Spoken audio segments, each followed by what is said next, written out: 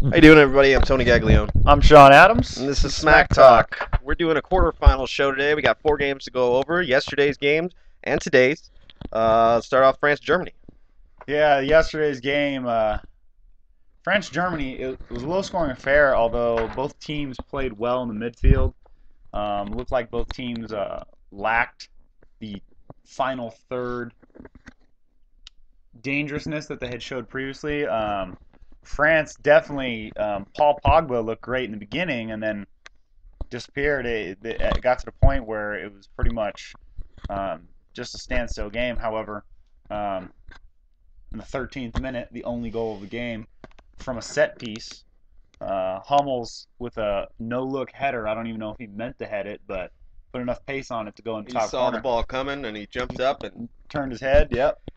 It went top corner, hit off the crossbar and went in. Went in. Yep. The set piece was made possible basically by Tony Kroos. Yeah. Who actually, I don't know the nickname, but they have a French nickname for him, as like they call him Garçon, like because he delivers things to people. Yeah, Garçon. Yeah. So I just think it's funny that Garçon delivered the cross against France. Yeah. So France played well.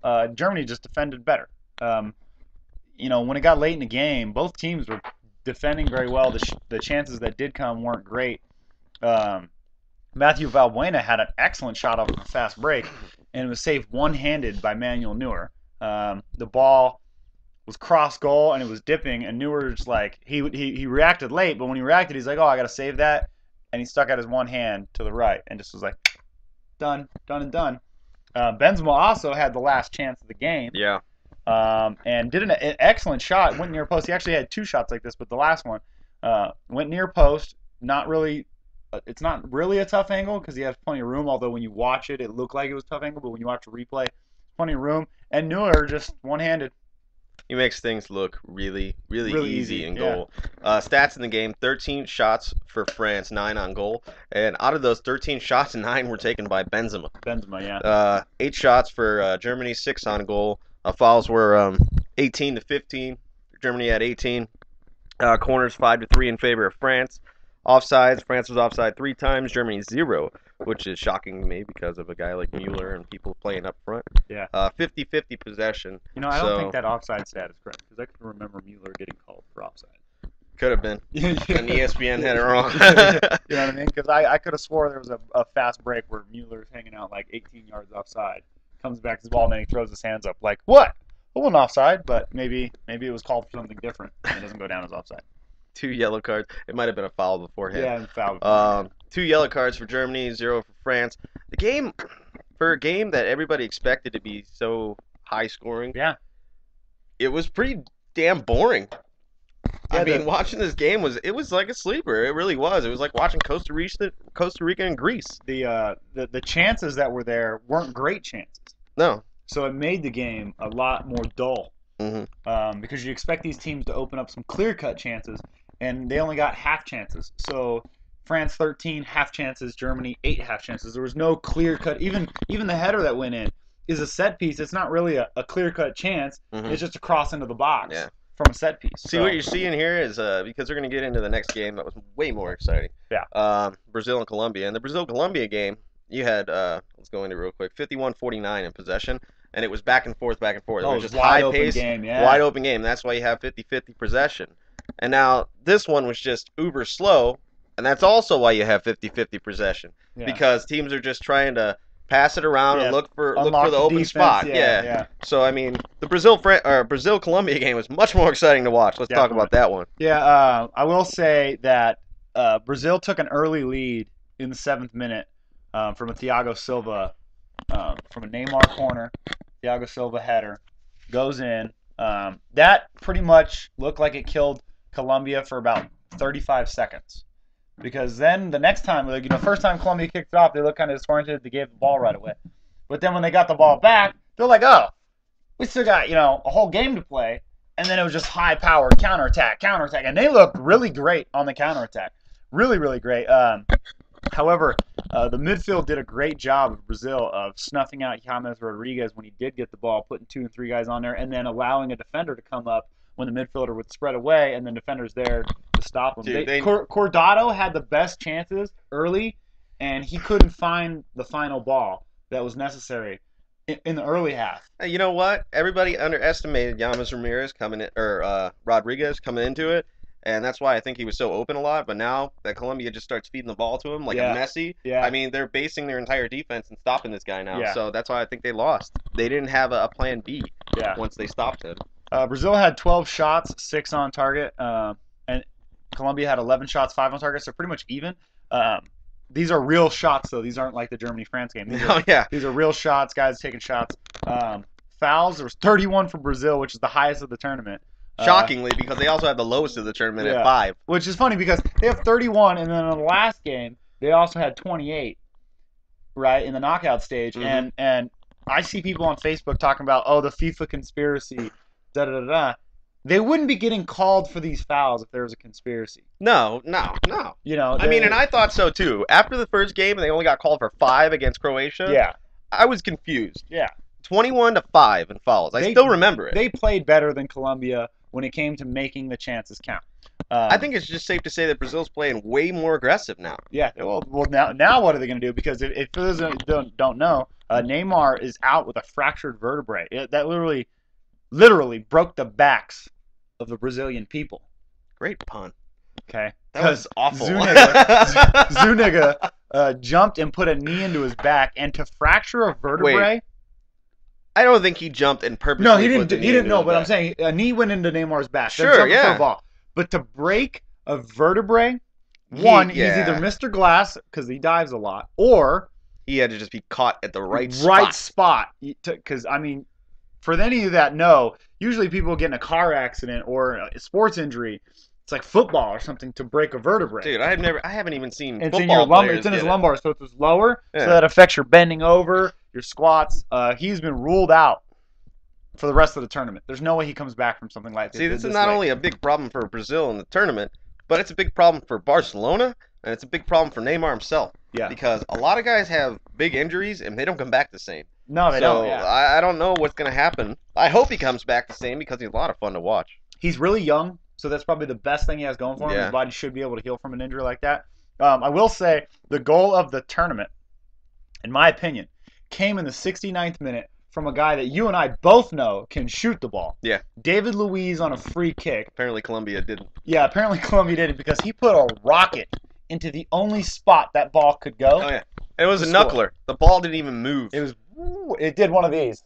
Normally balls spin and do stuff like that. This ball went. Oh yeah. It was like watching a Tim Wakefield knuckleball coming at you. Yeah. And it dipped, like you said, at the At very the last last second. minute to go into the top corner. There yeah. was no saving that. It And- doesn't matter and- who you are. Not only that, Ospina was there covering the everywhere else in the goal. That ball gets knocked out, gets saved. Mhm. That ball literally squeaks into the only spot Ospina couldn't get to. We'll talk about Navas for today's game. Thiago Silva also scored in the 7th minute, so Brazil was up 2-0 at this point. Thiago Silva also got another yellow card, Which consulted to the penalty.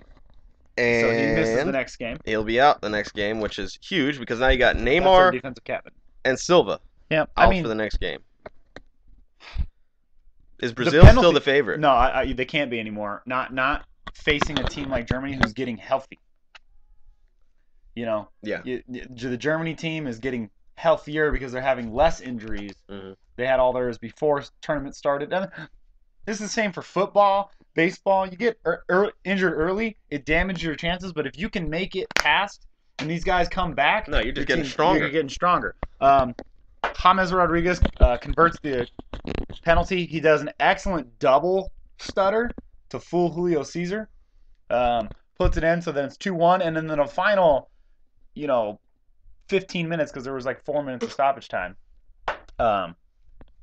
Colombia had chances to tie the game, and it was the one game everyone probably wanted to see to go to extra time. Yeah, because They it would have been fun to watch in extra time. They might have scored 2 goals, one each, and then went into penalties. Yeah, Just because of how fast-paced the game was going.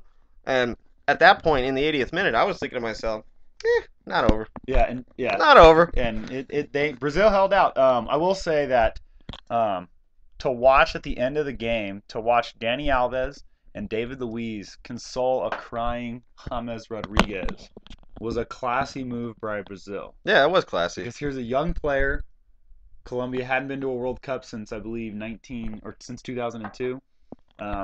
He's basically going to be the anchor of their team because people got to remember they didn't have no Ramadal Falco, so you put him back on the team, who's also a young player, dude. And you got to they're going to be there a while. Yeah, that's what I'm saying. You got to call it, but he's the midfield anchor. Falco's their striker.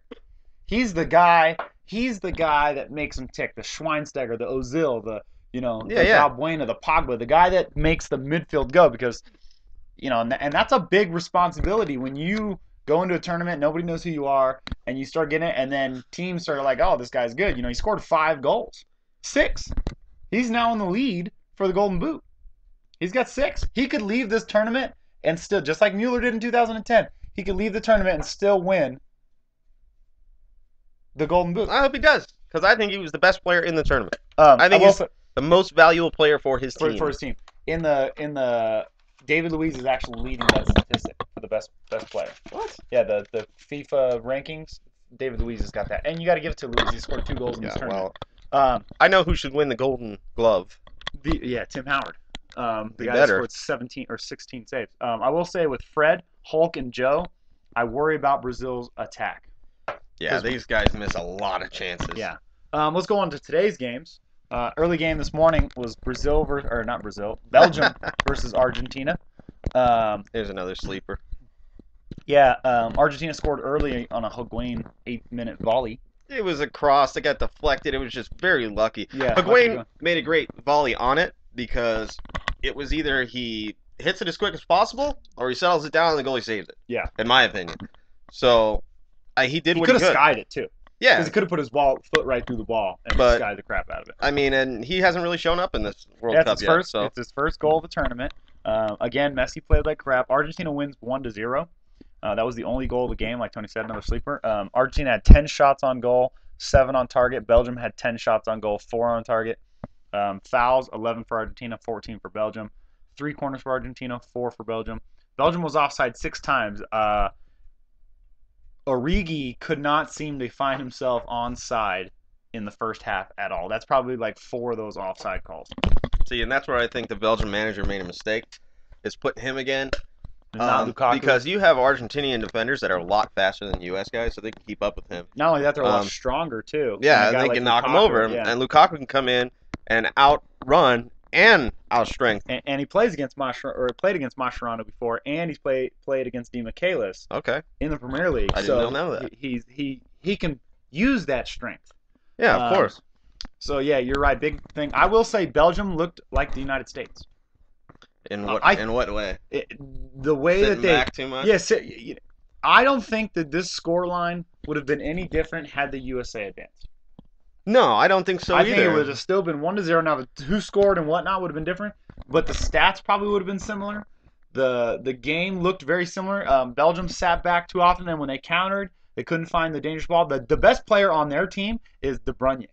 That young kid looked really good in 2 straight games. He destroyed the U.S. Yeah, and he looked. He was their only bad. Yeah, he was their only attacking threat in this game. And another thing about Belgium, if you're gonna sit back and play counterattack football, then you have to be set up for that. The USA is set up for that. Yeah. Belgium's not set up for that. Belgium is an attacking team. They have been through the qualifiers, and they were through the group stage, even though they didn't scored score the much. second most goals in the qualifiers. Okay, so I don't understand why they changed their game plan just because they're playing against Lionel Messi. A big deal. All right, the only way to beat a team is to score. You can't win if you don't score. No, you can't. So play attacking football. Play attacking football. Yeah. You got Edison Hazard. Play attacking football. Yeah, Hazard did not show up this tournament whatsoever. I think it's because of the way the team was ran. Yeah, I think if they're playing attacking football, then he's making runs. I don't know why they're playing a single striker up front and not putting Origi and Lukaku in. I think the biggest thing to the manager was not having Benteke. I think that changed his whole outlook on the team because I don't think he thought he had 2 solid strikers, so he played with one, keeping one as a sub. You could put Hazard up front and he'll be just fine. I'm surprised Hazard didn't get a penalty. Hazard is known for driving into the box and diving. And he didn't do that at all. He was afraid. Once that 18-yard box, he was afraid to go into it. I watched a period where he kept the ball and passed it out and gets the ball, and he could just drive into the box real quick. He could get fouled or whatever. He's not a Luis Suarez or a type player like Wayne Rooney where he wants the ball and he wants to score all the time. He likes to set other people up too.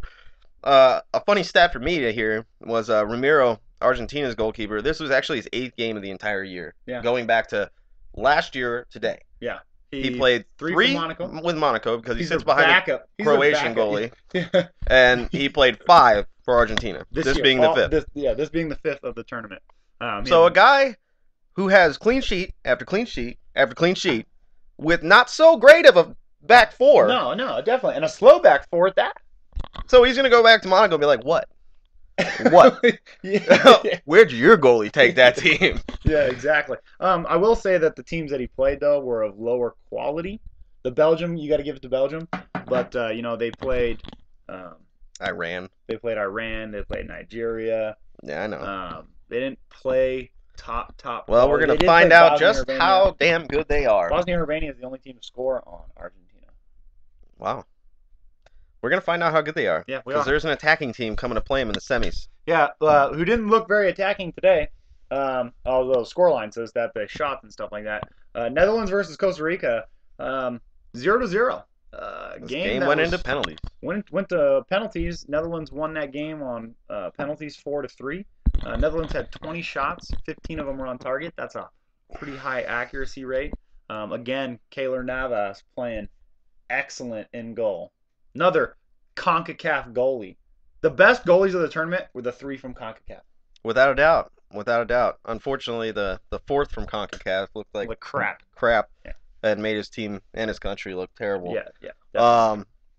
Navas plays in Spain for, I don't know, but a team that's on the lower part of the table. Yeah. And in my opinion, this guy's going to get sold in this month. Yeah, probably. In this transfer window. Probably. And he'll probably go to another Spanish team. Plays well. You know what? That's fine. But, just so you guys know, he was La Liga's goalie of the year 2 years in a row. That's awesome. And then this is how teams, build themselves up. You get good youth players through the youth system. They get great. You sell them for a shit ton of money. Yeah. And then you have money to spend. Because you think about it. If you spent $15,000 a week for 3 or 4 years, then you give him a raise to like $40,000. Then he makes the team, right? And you might have spent $2 million over the course of this guy's career, and then you sell him for 8 to 10. He's worth more than that. No, I know, but I'm just saying. To us, as it doesn't sound like much money, but you're talking about bottom line profit. Yeah, you got another goalie who's not getting paid much, who's just going to come in and be the starter. And if you sell, let's say you paid in $5 million for this guy, and you sell him for $25, you're sucking up $20 million in profit, which is 2 or 3 solid players. Yeah. Because most players' average price is like 8 to 12. I mean, look what Southampton's doing. Mm-hmm. I mean, they getting picked apart, but they're stacking cash right now. They're like the leftovers at Christmas dinner. Oh yeah, they got money. They're not selling these players for nothing. Okay, guys, I promise you guys, in the next show, I will have you a list of players sold by Southampton and the money made off them, and then the people that sold those players and the money that was made off the people that Southampton previously sold. Theo Walcott? Gareth Bale. Okay, originally. Sold for $5 million to Tottenham. Tottenham sold him for £100 million. We're not talking about dollars, we're talking about pounds. Talking a lot, like 1.63. What did they just pay for Lambert? Like 10, 15 million? Yeah, they got Lambert for dirt cheap. And then they got Lallana for 20. 20? I mean, Luke Shaw for 30. Oh, I forgot about that. Yeah, he went to Morgan Schneiderlin's going to go to Arsenal or Marseille in France for about another 25.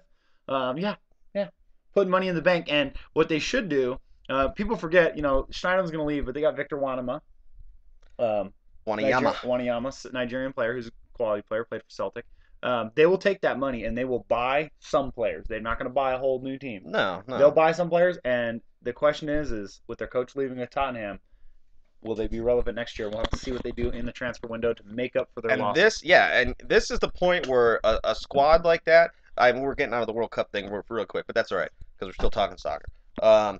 This is the part where a team either flourishes or goes under. Yeah. Because you have all this money, and if you still stay mid-table or even top table, you get a lot of money on top of it. Yeah. And you're not paying a lot out, and you're bringing a lot in, plus the money you already have. So that's the point when you start. Yeah, that's the point when you start making those pockets smaller and getting world-class players. If they fall off this year, they get the TV money from this year, but then they have this insane bank account to come back from the championship back to the Premier League.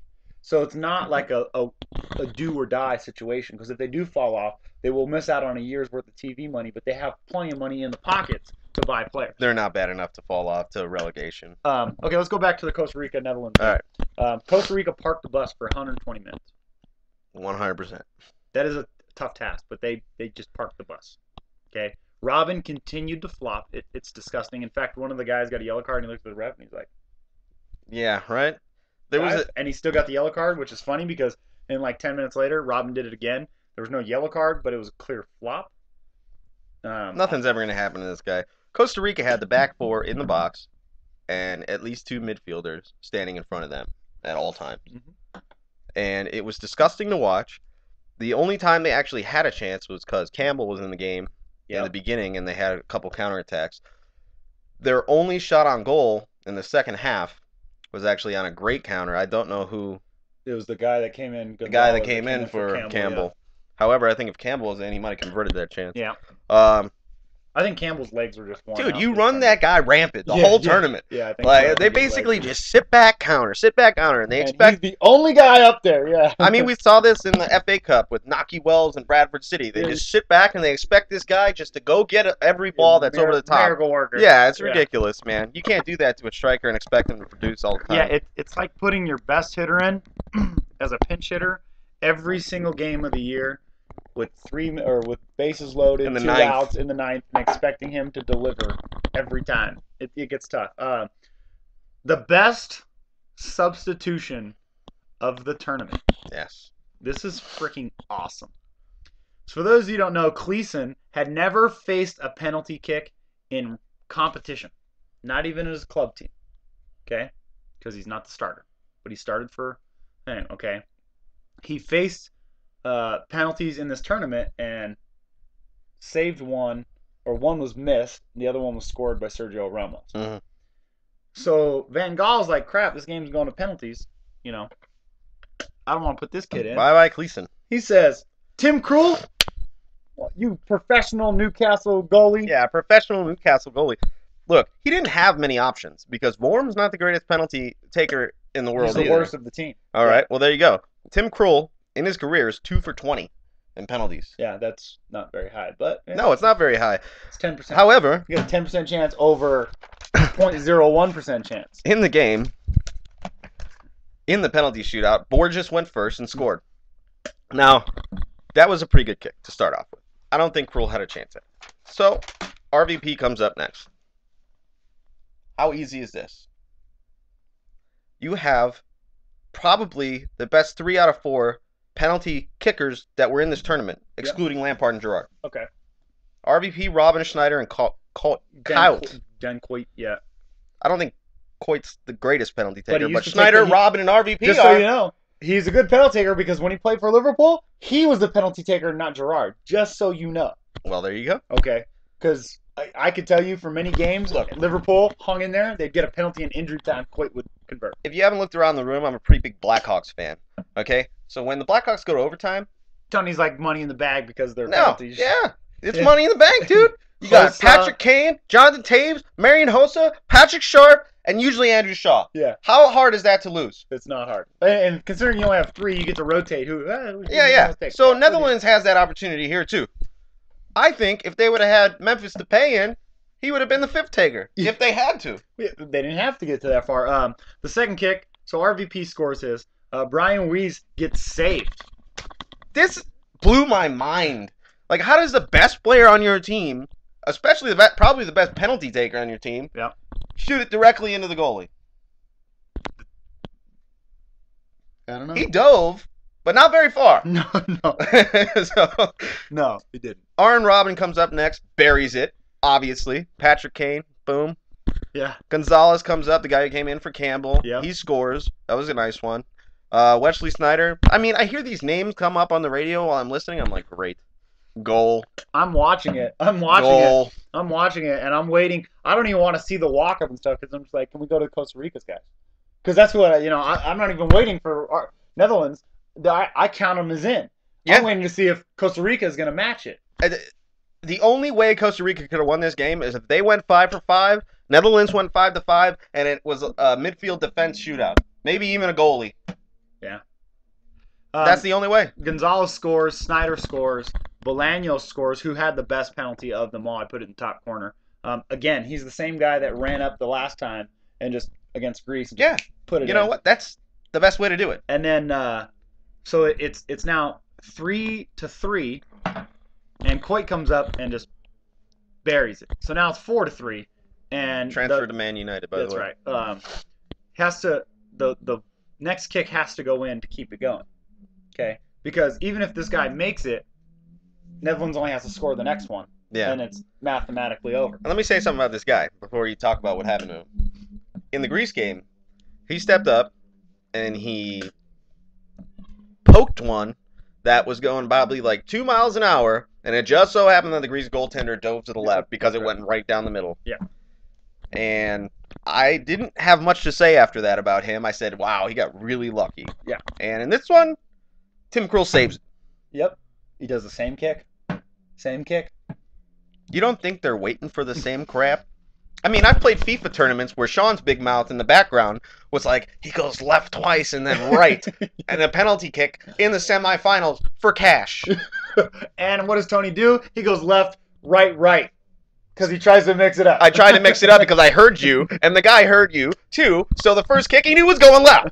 So I lost. I've faced Tony so many times with penalty kicks. Sucks. It's almost ridiculous. Yeah, so Amana gets it saved by Wait, Krul. I just want to say this really quick. This is why I pulled this up. I sent Sean a text after the victory by the Netherlands that says, balls. Massive, huge, amazing, hairy, stanky balls. Yeah. Tim Krul, hashtag elephantitis. Yeah. to come in called into a World Cup quarterfinal game just to be the penalty guy, it's a big call. What was crazy to me, though, is that Van Gaal waited till the 120th minute plus one to do it. He didn't do it. Because it could have ended, and he wouldn't have been able to make the sub. And then Cleason could have had to take the penalty kicks. It could have went the other way. Yeah. Yep. Got to give it to Costa Rica. Got to give it to CONCACAF in general for making noise in this tournament. The 3 best goalies of the tournament have been from CONCACAF. I think the world now knows CONCACAF is a harder place. And in fact, just to prove my point, Canemball, they held the Copa America, which is like our Gold Cup. It's like the biggest tournament in South America. They're holding it in America. United States and Mexico and Costa Rica United States and Mexico are automatically in. The Gold Cup winner, should they decide, could go in, which will probably be Costa Rica because it's probably going to be USA or Mexico. Not going to rule out Costa Rica because they could win it. But damn right. Canemball gets to choose that third person. So it's either the Gold Cup winner or I guarantee you they pick Costa Rica because they want to sell the money. Without a doubt. They'll have those 3 teams in plus their conference teams. You know how many people from Costa Rica that moved out of Costa Rica or were born, their families are born in Costa Rica, that just bandwagon hopped Costa Rica right now? Oh, yeah. Millions. Millions of people. Yeah. And it's just like how many people I see watching the World Cup and they're like, hey, did you see the game? I'm like, you watch soccer? Yeah. Not really, so, but, you know. I got the World Cup shirt on with all the countries. Yeah, you look at people funny when they're like, you see the game? You're like, dude, I haven't heard you talk about soccer in 15 years. Ever. You talking to me about soccer. Ever. I love when people come to me and they're like, oh, man, did you see that USA game? I'm like, yeah, I told you Belgium was going to win. They're like, you did? I'm like, yeah, I know soccer. I'm not just a fan. I know soccer. I know the players. I can name you players from every single team that's in the tournament. I can name you players on teams that didn't make the tournament that should have been in, like Sweden. Burkina Faso.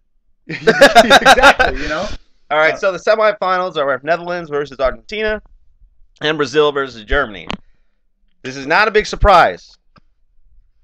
If we would have went favorites the whole tournament, we would have been right. Yeah. Because there is not one upset that happened. The only upset is that Spain didn't make it out of their group. Yeah, but when it comes to the bracket, no upsets. None whatsoever. I will say the Brazil-Germany game, I got Germany win that game 2-0 because Brazil doesn't have Neymar. It's going to change their whole thing. Mm-hmm. And Germany definitely has a better midfield. I got Germany winning 2-1. I still think Brazil scores, but I don't think they have enough firepower without Neymar. Okay. Netherlands versus Argentina. I got it 3-1 Netherlands. I think Argentina, if Lionel Messi doesn't show up, Netherlands is going to eat them alive. I think Ramiro is going to be a tough egg to crack, but Netherlands is going to win in extra time 2-1. Okay, so we got Germany versus Netherlands, which is great because it guarantees a European team wins the World Cup in South America, which has never happened before. I've got Germany winning it 2-1 in extra time. Similar loss to Netherlands, just like they suffered against Spain 4 years ago, a 2-1 extra time loss. I think Netherlands is like one of those teams, like you see in the Super Bowl, you see teams go back to back and never win it. Like the 49ers go to a bunch of AFC or NFC championships, never win it, things like that. The Eagles went to 5. Well, they went 4. They went to 5 and won Super Bowl.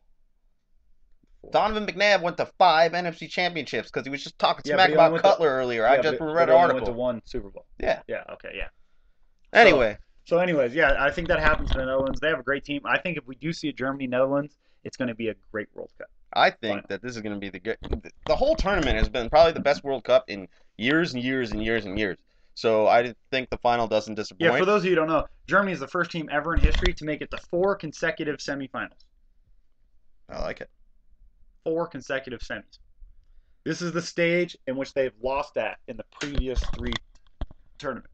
I think just to make a freaking the biggest icing on the cake ever, it's a 3-3 shootout in the final to penalty kicks where Netherlands wins. 4-3. 4-3 on penalties.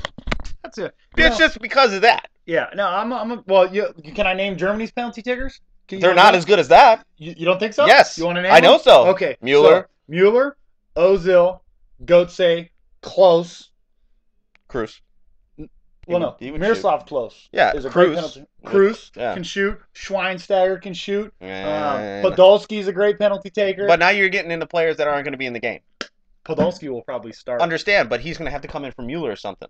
Oh, yeah. Well, you understand what I'm saying? Striker. I mean, you're not going to have 3 strikers on the field, are you? Götze, Mueller, and they're all midfielders. Close. Striker. Yeah.